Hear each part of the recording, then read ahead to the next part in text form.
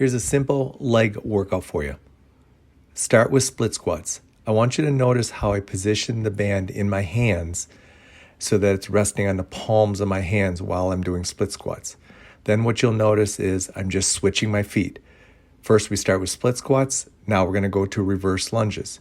Notice I never changed my hands. The band is not rubbing on the top of my shoulders. It's resting on my hands, and I'm wearing gloves to pad my hands just a little bit more. I'm going to finish up my reverse lunges.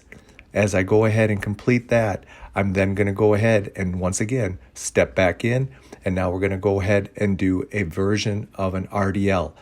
Make sure you bend directly at your hip and keep your knee relatively straight while you're doing this. Once again, once you finish one leg, you're going to step into the other.